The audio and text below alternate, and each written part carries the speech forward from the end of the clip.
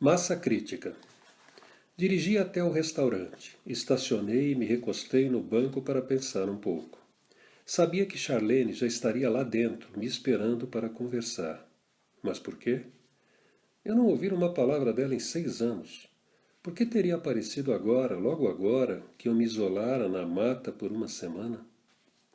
Saltei da caminhonete e segui para o restaurante. Às minhas costas, o último fulgor do poente mergulhava no ocidente, lançando clarões de um âmbar dourado sobre o estacionamento molhado. Um rápido aguaceiro encharcara tudo uma hora antes, e agora o entardecer de verão parecia fresco e renovado, e devido à luz que se esvaía, quase surreal. Uma meia-lua pairava acima. Enquanto eu andava, velhas imagens de Charlene me inundavam a mente. Ainda estaria bonita, intensa? Como o tempo a teria mudado? E que pensar do tal manuscrito de que ela falara, um antigo artefato descoberto na América do Sul, sobre o qual mal podia esperar para me contar? Tenho uma espera de 2 horas no aeroporto. Ela dissera ao telefone. Pode se encontrar comigo para jantar? Vai adorar o que diz esse manuscrito. É simplesmente o seu tipo de mistério. Meu tipo de mistério? Que queria dizer com aquilo? Dentro, o restaurante estava lotado. Vários casais esperavam mesas. Quando encontrei a gerente, ela me disse que Charlene já se sentara e me conduziu para uma área no terraço acima do salão principal de jantar. Subi a escada e notei várias pessoas em torno de uma das mesas. Na multidão, 2 policiais. De repente, os policiais se viraram, passaram por mim correndo e desceram a escada. Enquanto o resto se dispersava, pude ver a pessoa que parecia ter sido o centro das atenções. Uma mulher, ainda sentada à mesa. Charlene. Aproximei-me rapidamente dela. Charlene, que é que há? Algum problema? Ela jogou a cabeça para trás com fingida exasperação e se levantou, lampejando seu famoso sorriso. Reparei que talvez tivesse o cabelo diferente, mas o rosto era exatamente como eu lembrava. Traços delicados, boca grande, uns olhos azuis imensos. Você não vai acreditar. Ela disse, puxando-me num abraço amistoso. Fui ao banheiro há alguns minutos e enquanto estive ausente, alguém roubou minha pasta. O que tinha dentro dela? Nada de importante, só alguns livros e revistas que eu ia levar comigo na viagem. Que loucura! As pessoas nas outras mesas me disseram que alguém simplesmente entrou, pegou a pasta e saiu. Deram uma descrição à polícia e os guardas disseram que iam vasculhar a área. Talvez fosse melhor eu ajudá-los a procurar? Não, não, deixa pra lá. Não tenho muito tempo e preciso conversar com você. Assenti. E Charlene sugeriu que nos sentássemos. Um garçom se aproximou, olhamos o cardápio e pedimos. Depois disso, passamos uns 10 ou 15 minutos jogando conversa fora. Eu tentava minimizar meu autoimposto isolamento, mas Charlene percebeu minhas incertezas. Curvou-se para mim e tornou a me dar aquele sorriso. Então, o que é que há mesmo com você? Perguntou. Olhei os olhos dela, a maneira intensa como me olhava. Quer logo a história toda, não é? Sempre. Ela respondeu. Bem, a verdade é que estou tirando algum tempo para mim mesmo no momento e passando uma temporada no lago. Tenho trabalhado muito e estou pensando em mudar os rumos da minha vida.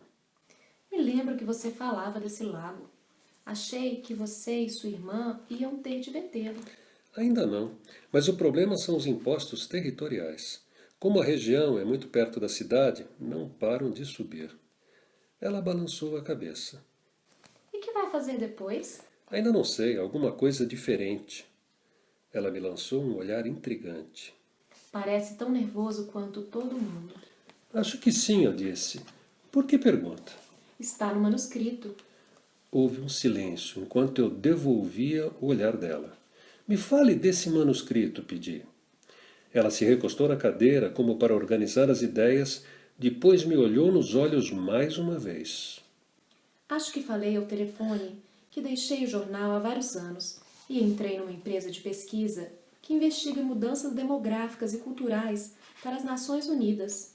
Meu último trabalho foi no Peru. Enquanto estava lá, concluindo uma pesquisa na Universidade de Lima, vivia ouvindo rumores sobre um velho manuscrito que fora descoberto. Só que ninguém conseguia me dar nenhum detalhe, nem mesmo nos departamentos de arqueologia e antropologia. Quando entrei em contato com o governo para pedir informações sobre esse assunto, eles negaram qualquer conhecimento. Uma pessoa me disse que o governo, na verdade, estava tentando suprimir o documento, por algum motivo, embora também, neste caso, ele não tivesse nenhum conhecimento direto. Você me conhece. Ela prosseguiu. Eu sou curiosa. Quando acabou minha tarefa, decidi ficar por lá uns 2 dias para ver o que conseguia descobrir. No início, toda a pista que eu seguia se revelava mais um beco sem saída. Mas então, quando almoçava num café nos arredores de Lima, notei um padre me observando. Passados alguns minutos, ele se aproximou e admitiu que tinha me ouvido fazendo perguntas sobre o manuscrito antes naquele dia. Não quis me revelar seu nome, mas concordou em responder a todas as minhas perguntas. Ela hesitou um instante, ainda me olhando intensamente. Ele me disse que o manuscrito remonta a cerca de 600 anos antes de Cristo. Prevê uma enorme transformação na sociedade humana. A partir de quando? Perguntei. Das 2 últimas décadas do século XX. Agora? É, agora. Que tipo de transformação deve ser? Perguntei. Ela pareceu embaraçada um instante. Depois respondeu com energia. O padre me disse que é uma espécie de renascer da consciência, que se dá muito devagar. Não é de natureza religiosa, mas espiritual. Estamos descobrindo alguma coisa nova sobre a vida humana nesse planeta, sobre o sentido de nossa existência. E, segundo o padre, esse conhecimento vai modificar sensacionalmente a cultura humana. Ela fez uma nova pausa, depois acrescentou. O padre me disse que o manuscrito se divide em partes, ou capítulos, cada um dedicado a uma determinada compreensão da vida. O manuscrito prevê que nessa época os seres humanos vão começar a assimilar essas compreensões em sequência, uma após a outra, como se a gente passasse de onde está agora para uma cultura completamente espiritual na Terra. Eu balancei a cabeça e ergui uma sobrancelha cinicamente. Você acredita mesmo nisso? Bem, Ela respondeu. eu acho. Olhe em volta, interrompi, apontando as pessoas sentadas no salão abaixo de nós. Este é o mundo real. Vê alguma coisa se modificando aí? No momento em que eu dizia isso, ouviu-se uma observação furiosa numa mesa junto à parede mais distante. Uma observação que não consegui entender, mas que fora dita alto o suficiente para emudecer todo o salão. A princípio achei que o distúrbio se devia a outro roubo, mas depois percebi que era só um bate-boca. Uma mulher aparentando uns 30 anos levantou-se encarando o homem sentado do outro lado da mesa com indignação. Não! Berrou. O problema é que este relacionamento não está saindo do jeito que eu queria, entende? Não está saindo. Recompôs-se, jogou o guardanapo na mesa e foi-se embora. Charlene e eu nos fitamos, chocados com o fato de a explosão ter ocorrido no mesmo instante em que discutíamos as pessoas abaixo de nós. Por fim, ela indicou com a cabeça a mesa onde o homem ficara sozinho e disse: É o mundo real mudando. Como? Perguntei, ainda desconcertado. A transformação está começando com a primeira visão. E segundo o padre, essa visão sempre aflora inconscientemente, a princípio, com uma profunda sensação de inquietação. Inquietação? É Que é que estamos procurando? exatamente isso. No início não temos certeza. Segundo o manuscrito, estamos começando a vislumbrar uma forma de experiência alternativa. Momentos em nossas vidas que parecem de algum modo diferentes, mais intensos e inspirados, mas não sabemos o que é essa experiência, nem como fazer com que dure. E quando ela termina, somos deixados insatisfeitos e inquietos com uma vida que mais uma vez parece comum. Você acha que era essa inquietação que estava por trás da raiva da mulher? Acho que sim. Ela é como todos nós. Estamos todos em busca de maior realização em nossas vidas. E não toleramos nada que pareça nos puxar para baixo, Essa busca inquieta é o que está por trás da atitude de primeiro eu, que caracterizou as últimas décadas e está afetando todo mundo, de Wall Street às gangues de rua. Ela me olhou diretamente. E quando se trata de nossas relações, ficamos tão exigentes que as estamos tornando quase impossíveis. Essa observação trouxe de volta a lembrança de meus 2 últimos relacionamentos. Ambos haviam começado intensamente e fracassado um ano depois. Quando voltei a me concentrar em Charlene, ela esperava com paciência. O que é exatamente que estamos fazendo com nossos relacionamentos amorosos? Perguntei. Eu conversei um longo tempo com o padre sobre isso. Ela respondeu. Ele disse que quando os 2 parceiros num relacionamento são exigentes demais, quando cada um espera que o outro viva no seu mundo, que sempre esteja ali tomando parte nas atividades que ele ou ela prefere, surge inevitavelmente uma guerra de egos. O que ela dizia me atingiu. Meus 2 últimos relacionamentos haviam de fato degenerado em brigas de poder. Nas 2 situações, nós nos descobrimos num conflito de compromissos. O ritmo era demasiado rápido. Tínhamos muito pouco tempo para coordenar nossas diferentes ideias sobre o que fazer, aonde ir, que interesses seguir. No final, a questão de quem ia liderar, quem ia dar as diretivas do dia, tinha se tornado um problema insolúvel. Devido a essa batalha pelo controle, Continuou Charlene. o manuscrito diz que vamos achar muito difícil ficar com a mesma pessoa por qualquer período de tempo. Isso não parece lá muito espiritual, comentei. Foi exatamente o que eu disse ao padre. Ela respondeu. Ele me aconselhou a lembrar que, embora a maioria dos males recentes da sociedade possa ser identificada com essa inquietação e busca, o problema é temporário e deixará de existir. Estamos finalmente tomando consciência do que buscamos de fato, do que é de fato essa outra experiência mais satisfatória.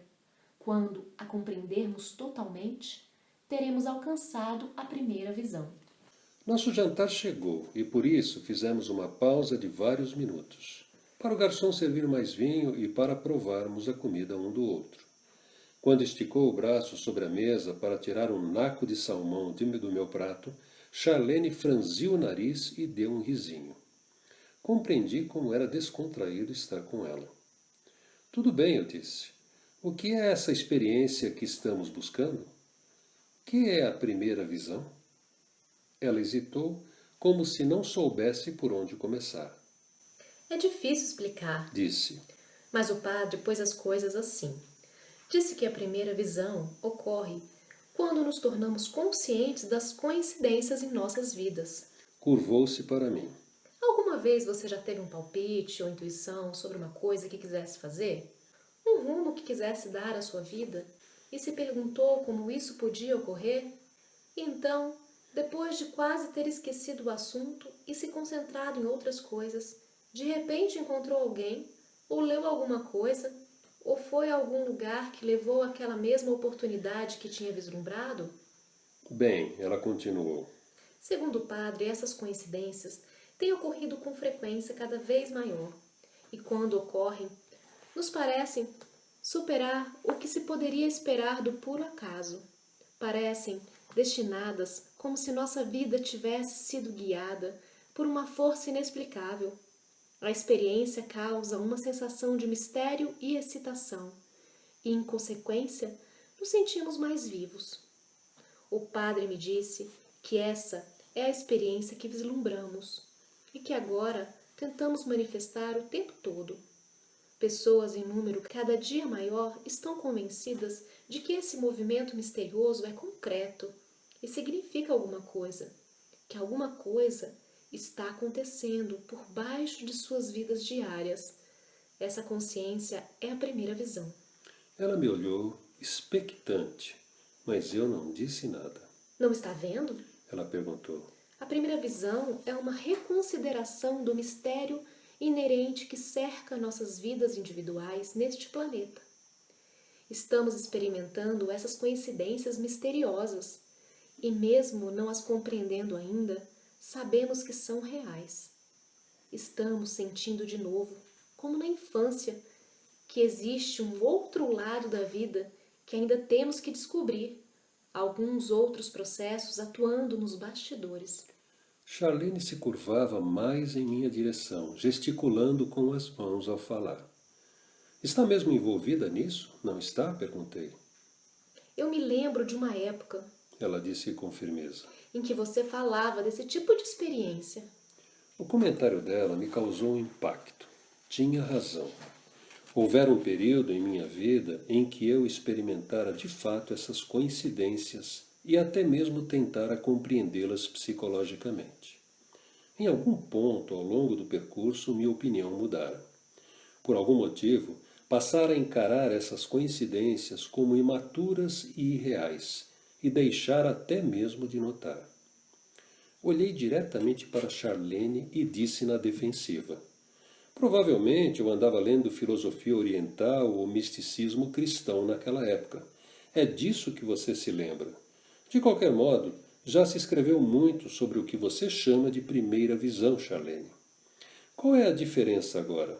Como uma percepção de ocorrências misteriosas vai levar a uma transformação cultural? Charlene baixou o olhar para a mesa um instante e tornou a erguê-lo para mim. Não interprete mal. Disse. Sem dúvida, essa consciência já foi sentida e descrita antes. Na verdade, o padre fez questão de salientar que a primeira visão não era nova. Explicou que houve indivíduos que tiveram consciência dessas coincidências inexplicáveis ao longo de toda a história, que esta foi a percepção por trás de muitas grandes tentativas na filosofia e religião. Mas a diferença agora está no número. Segundo o padre, a transformação está ocorrendo hoje por causa do número de indivíduos que têm essa consciência ao mesmo tempo. O que é que ele quer dizer exatamente? Perguntei. Ele me disse que, segundo o manuscrito, o número de pessoas conscientes dessas coincidências ia começar a aumentar sensacionalmente na sexta década do século XX e que esse aumento ia continuar até um determinado momento no início do século seguinte, quando atingiríamos um número específico desses indivíduos, um número que eu concebo como uma massa crítica. O manuscrito prevê, ela prosseguiu, que assim que atingirmos tal massa crítica, toda a cultura começará a levar essas experiências coincidentes a sério. Vamos nos perguntar, em massa, que processo misterioso está por baixo da vida humana nesse planeta? E será essa pergunta feita ao mesmo tempo por um número suficiente de pessoas que permitirá que as outras visões também venham à consciência. Pois, segundo o manuscrito, quando um número suficiente de indivíduos perguntar a sério o que ocorre na vida, começaremos a descobrir. As outras visões serão reveladas uma após a outra. Ela fez uma pausa para beliscar um pouco da comida. E quando atingirmos as outras visões, perguntei, a cultura mudará? Foi isso que o padre me disse. Ela respondeu. Olhei-a por um instante, pensando na ideia da massa crítica, e depois disse. Sabe, tudo isso me parece de uma incrível sofisticação para um manuscrito datado do ano 600 a.C. Eu sei. Ela respondeu. Eu mesma levantei essa questão. Mas o padre me garantiu que os estudiosos que primeiro traduziram o manuscrito estavam absolutamente convencidos de sua autenticidade, sobretudo porque foi escrito em aramaico, a mesma língua em que foi escrita grande parte do Velho Testamento. Aramaico na América do Sul? Como isso foi parar lá em 600 a.C.? O padre não sabia. A igreja dele aceita o manuscrito? Perguntei. Não. Ela respondeu. Ele me disse que a maioria do clero estava furiosamente tentando suprimir o manuscrito. Por isso é que não quis me dizer seu nome. Aparentemente, só falar sobre o assunto já era muito perigoso para ele. Ele disse por que a maioria das autoridades da igreja combatia o manuscrito? Disse, porque contesta o caráter absoluto da religião deles. Como? Não sei com exatidão. Ele não discutiu muito isso, mas parece que as outras visões ampliam alguns dos conceitos tradicionais da igreja de uma forma que assusta os clérigos mais velhos, que acham tudo ótimo do jeito que está. Entendo, O padre disse continuou Charlene. que não acha que o manuscrito solape qualquer dos princípios da Igreja. Se faz alguma coisa, é esclarecer com exatidão o que se quer dizer com essas verdades espirituais. Ele estava muito convicto de que os líderes da Igreja veriam esse fato se tentassem voltar a ver a vida como um mistério, e então passassem às outras visões. Ele lhe disse quantas visões havia? Não, mas falou na segunda visão. Me disse que é uma interpretação mais correta da história recente, uma interpretação que esclarece mais a transformação. Ele explicou isso? Não teve tempo. Me disse que precisava ir cuidar de um assunto. A gente combinou tornar-se encontrar naquela tarde. Mas quando cheguei, ele não estava lá. Esperei 3 horas e não apareceu. Tive de partir finalmente para pegar meu voo de volta para casa. Quer dizer que não conseguiu mais falar com ele? Isso mesmo. Nunca mais tornei a vê-lo. E nunca recebeu do governo qualquer confirmação sobre o manuscrito? Nenhuma. Há quanto tempo foi isso? Há cerca de 1 mês e meio. Durante vários minutos, comemos em silêncio. Afinal, Charlene ergueu os olhos e perguntou. Que acha? Não sei, respondi. Parte de mim continuava cética em relação à ideia de que os seres humanos pudessem mudar de fato. Mas outra parte se espantava ao pensar que um manuscrito, falando nesses termos, pudesse existir de verdade. Ele lhe mostrou alguma cópia ou alguma coisa? Indaguei. Não, tenho apenas minhas anotações. Mais uma vez ficamos calados. Sabe, Ela disse. eu achava que você ia ficar realmente animado com essas ideias. Olhei-a.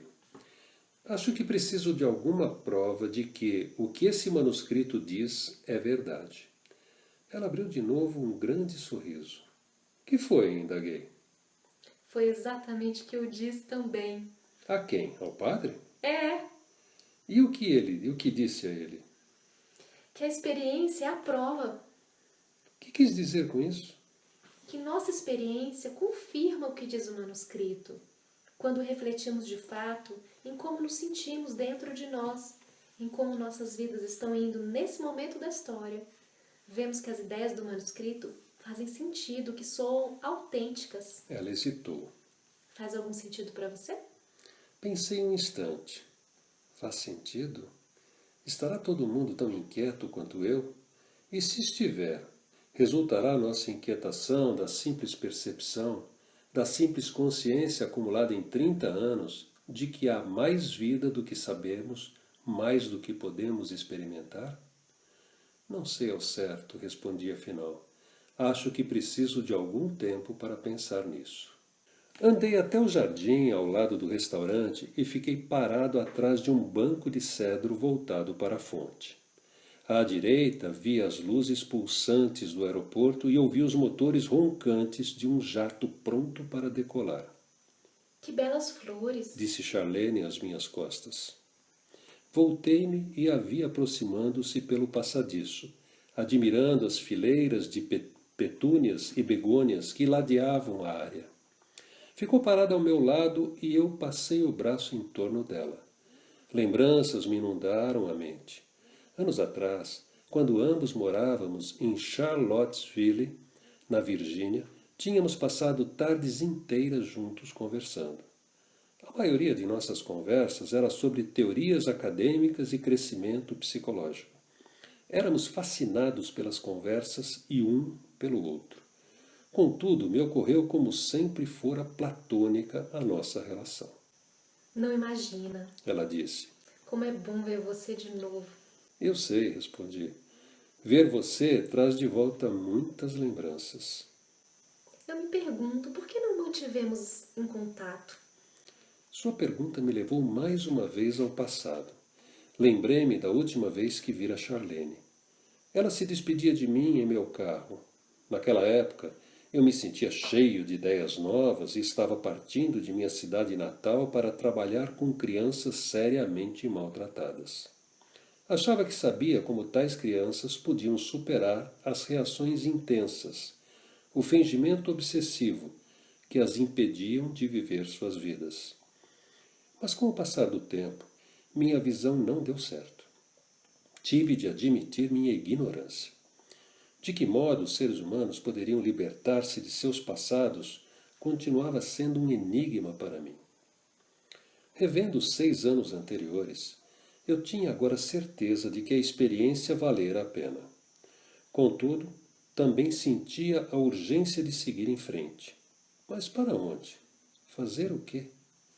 Só tinha pensado em Charlene umas poucas vezes, desde que ela me ajudara a cristalizar minhas ideias sobre trauma infantil.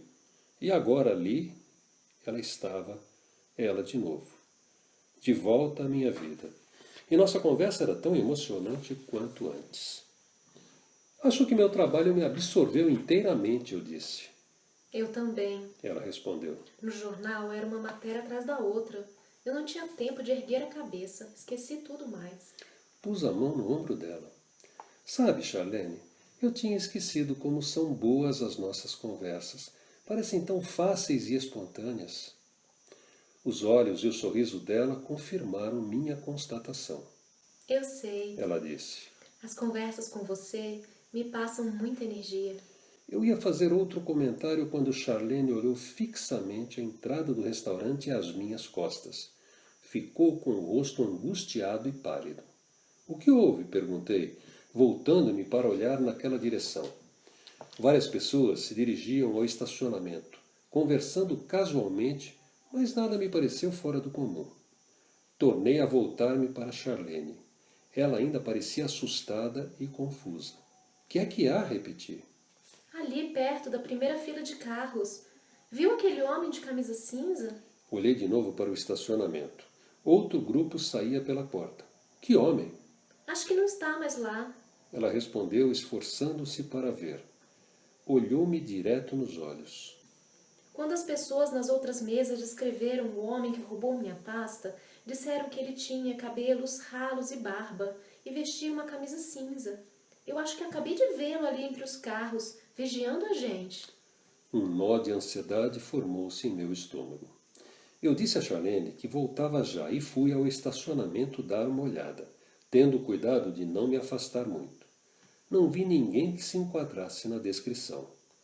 Quando voltei ao banco, Charlene chegou um passo mais perto de mim e disse com suavidade. Acha que essa pessoa pensa que eu tenho uma cópia do manuscrito e por isso pegou minha pasta? Estará tentando recuperá-lo? Não sei, respondi. Mas vamos chamar a polícia de novo e contar o que você viu. Acho que eles devem checar também os passageiros do seu voo. Entramos e chamamos a polícia. E quando eles chegaram, informamos o que havia ocorrido. Levaram 20 minutos inspecionando cada carro. Depois explicaram que não podiam ficar mais tempo. Concordaram em checar todos os passageiros no embarque do avião em que Charlene ia viajar. Depois que a polícia se foi, ela e eu nos descobrimos de novo parados, sozinhos, junto à fonte. De que é que estávamos falando mesmo? Ela perguntou. Antes de eu ver aquele homem? Da gente, respondi. Charlene, por que pensou em entrar em contato comigo para falar sobre tudo isso? Ela me lançou um olhar de perplexidade.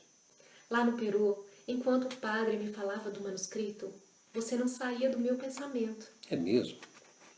Não pensei muito nisso então. Ela continuou. Porém, mais tarde, depois que voltei para a Virgínia, todas as vezes que eu pensava no manuscrito, me lembrava de você. Comecei a discar para você várias vezes, mas sempre alguma coisa me distraía. Depois recebi essa tarefa em Miami, para onde estou indo agora, e descobri, após entrar no avião, que ia fazer uma escala aqui. Quando desembarquei, procurei seu número. Sua secretária eletrônica dizia para só procurar você no lado em caso de emergência, mas decidi que seria bom ligar. Olhei um instante para ela sem saber o que pensar. Claro, respondi por fim. Estou feliz que tenha ligado. Charlene deu uma olhada em seu relógio. Está ficando tarde. É melhor eu voltar para o aeroporto. Levo você de carro. Fomos para o terminal principal e andamos até a área de embarque. Eu vigiava com cuidado, atento para qualquer coisa incomum. Quando chegamos, o pessoal já estava embarcando e um dos policiais que encontráramos observava cada passageiro. Quando nos aproximamos dele, disse que checara todos a bordo e nenhum correspondia à descrição do ladrão. Agradecemos a ele e depois que se foi, Charlene se voltou e sorriu para mim. Acho melhor eu ir. Disse, estendendo o braço para meu pescoço. Aqui estão meus números de telefone. Dessa vez, vamos manter contato. Escuta, eu disse, quero que tome cuidado. Se vir alguma coisa estranha, chame a polícia. Não se preocupe comigo. Ela respondeu. Vou ficar bem. Durante um momento, nos entreolhamos no fundo dos olhos. O que vai fazer em relação ao tal manuscrito? Perguntei. Não sei. Esperar notícias pela imprensa, acho. Como se foi proibido? Ela me deu outro de seus generosos sorrisos. Eu sabia. Ela disse. Você mordeu a isca. Eu disse que você ia adorar. Que vai fazer você a respeito? Dei de ombros. Ver se posso descobrir mais alguma coisa sobre ele, provavelmente. Ótimo. Se descobrir, me conte. Despedimos-nos de novo e ela se foi. Fiquei olhando quando ela se virou uma vez e acenou, e depois desapareceu no túnel de embarque. Fui andando até a caminhonete e voltei ao lago, parando apenas para pôr gasolina. Quando cheguei, saí para a varanda protegida com tela e me sentei numa das cadeiras de balanço. A noite vibrava com ruídos de grilos e rãs, e eu ouvia ao longe uma ave noturna.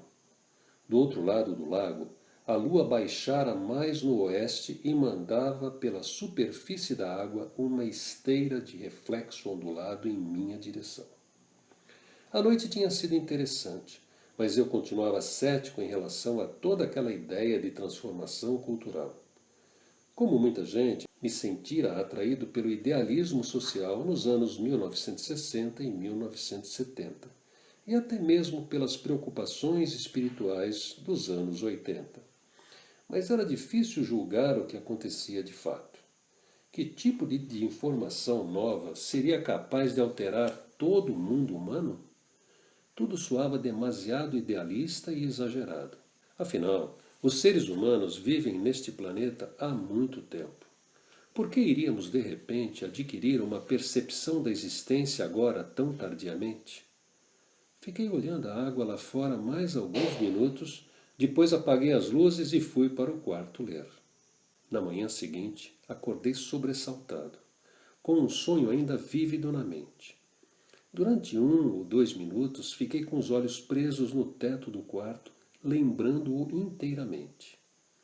Em minha busca, eu me via em inúmeras situações em que me sentia totalmente perdido e desnorteado, incapaz de decidir o que fazer. Incrivelmente, em cada um desses momentos surgia uma pessoa do nada, como de propósito, para esclarecer aonde eu deveria ir em seguida. Eu jamais soube do objeto de minha busca, mas o sonho me deixou inacreditavelmente exaltado e confiante. Sentei-me na cama e notei um raio de sol entrando pela janela e atravessando o quarto.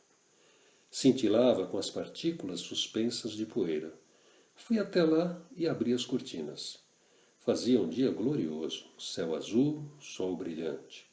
Uma brisa constante balançava as árvores. O lago estaria ondulado e resplandecente àquela hora do dia, e o vento gelado na pele úmida do nadador. Saí e dei um mergulho. Voltei à tona e nadei até o meio do lago, virando-me de costas para olhar as conhecidas montanhas. O lago ficava num vale profundo, onde convergiam 3 cristas de montanha. A paisagem lacustre perfeita descoberta por meu avô na juventude. Fazia já uma centena de anos que ele, garoto explorador, escalara aquelas cristas, um prodígio a surgir no mundo ainda selvagem, com pumas, javalis e índios creque, que viviam em cabanas rudimentares na montanha norte. Ele jurara então que um dia moraria naquele vale perfeito, com suas enormes árvores velhas e suas 7 nascentes, e acabara construindo um lago e uma cabana, e dando longas caminhadas com um neto jovem. Jamais entendi direito a fascinação de meu avô por aquele vale, mas sempre tentara preservar a terra, mesmo quando a civilização a invadira e depois a envolvera. Do meio do lago, eu via uma determinada rocha aflorando perto da crista norte. Na véspera, na tradição de meu avô, eu subira até aquele penhasco, tentando encontrar um pouco de paz na paisagem, nos aromas e na maneira como o vento rodopiava nas copas das árvores. E sentado ali em cima, examinando o lago e a densa folhagem no vale lá embaixo, fora me sentindo aos poucos melhor, como se a energia e a perspectiva dissolvessem algum bloqueio em meu pensamento. Poucas horas depois, estava conversando com Charlene e ouvindo falar do manuscrito. Voltei nadando e subi o ancoradouro de madeira de frente à cabana. Sabia que tudo aquilo era demais para ser crível. Quer dizer, ali estava eu, me escondendo, naqueles morros, me sentindo inteiramente desencantado com minha vida, e de repente aparece Charlene e explica a causa de minha inquietação, citando um certo manuscrito antigo que promete o segredo da existência humana. Mas também sabia que a chegada de Charlene era exatamente uma daquelas coincidências de que falava o manuscrito. A coincidência que parecia demasiado improvável para ser resultado de um simples acaso. Poderia aquele antigo documento estar certo? Teríamos estado nós a formar lentamente, apesar de nossa negação e cinismo, uma massa crítica de pessoas conscientes daquelas coincidências? Estariam os seres humanos agora em posição de compreender esse fenômeno e, portanto, de entender, afinal, o objetivo por trás da própria vida? Que seria, eu me perguntava, essa nova compreensão? Iriam as visões restantes no manuscrito nos responder, como dissera o padre? Eu estava diante de uma decisão. Por causa do manuscrito, sentia que uma nova direção se abria para a minha vida, um novo ponto de interesse. A questão era, o que fazer agora? Eu podia ficar ali ou encontrar uma maneira de pesquisar mais. Veio-me à mente a questão do perigo. Quem teria roubado a pasta de Charlene? Seria alguém agindo para suprimir o manuscrito? Como eu poderia saber? Pensei muito tempo no risco possível, mas acabou prevalecendo meu estado de espírito de otimismo. Decidi não me preocupar. Teria cuidado e iria devagar. Entrei e telefonei para a agência de viagens de maior anúncio nas páginas amarelas. O agente com quem falei disse que podia, sim, marcar uma viagem ao Peru. Na verdade, por sorte, havia um cancelamento que eu poderia pegar. Um voo com reserva já confirmada no hotel em Lima. Disse que eu teria todo o pacote com desconto, se pudesse partir em 3 horas. 3 horas.